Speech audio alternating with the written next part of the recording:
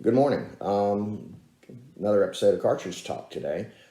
Today I'm going to talk about a round that was produced by the Stevens Arms Corporation in the early 1900s. It was chambered in the 44 and 44 and a half single shots and also in the Remington Hepburn rifle.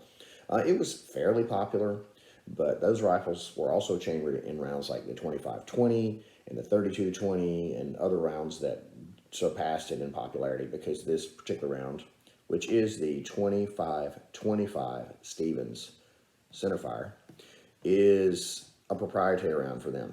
So the rifle itself was discontinued in about 1916, and then you had pieces and parts being put together for a little while longer and listed in the catalog to the early 1920s. But this particular round, the rifle for it was discontinued in 1916. And I would suppose that most likely by World War II, you probably could not find any ammunition for this. I looked and tried to find a discontinued date for this ammunition, but I could not find any. I'm not exactly sure.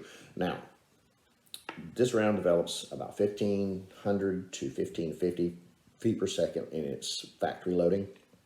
The standard bullet was an 86 grain bullet.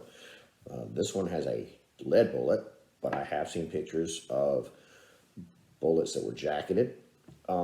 Buffalo Arms makes ammunition for this round.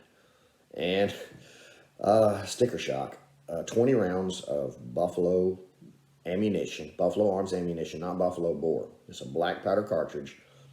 20 rounds is $183.29 on their website. And it's available if you want to go buy some.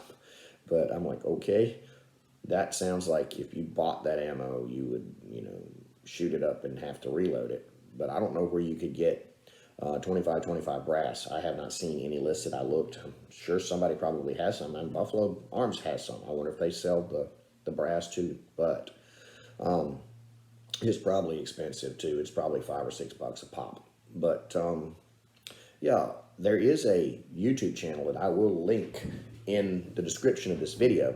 A guy by the name of Steve Blanchard. He has a video of him actually shooting his 44 Stevens in 25-25. And he was using a duplex load, which a lot of black powder shooters do, with a little bit of shotgun powder underneath the black powder to make it burn cleaner. So he didn't appear to have any fouling issues. He shot it 5 times on camera and said that he had, shot it a number of times, and his hand load was using, I want to say, 117 grain lead bullet. Maybe. I'd have to go watch the video again to see, but it was really fascinating to see somebody actually shoot a 25-25 in an old Stevens 44. So, sounds like a challenge. I would love to get my hands on one. So I might try to keep my eyes open for some of those really odd birds when I go to gun shows, because you can usually find one every now and then in some kind of odd caliber like that. Well, I hope you've enjoyed this video on the 25-25 Stevens, and you see how big this thing is. It's a whole digit. It's as long as my finger and skinny. So, neat round, different era, produced in the Stevens 44 from 1903 to around 1916. Have a good day. All right, here's an update. I was sitting at the hospital with my mom and them, and I was looking at the Bertram website. Bertram says on their website, in a file they have, that they produce 25-25 and 25-21 Stevens, along with like 28-30 Stevens and some other ones, but they don't have any in stock. So I went to Buffalo's website, and they show where they have carried 25-25 brass in the past.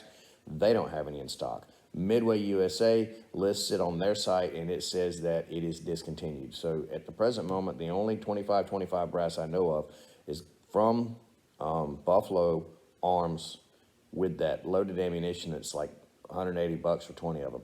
So there's the update. All right, have a good day.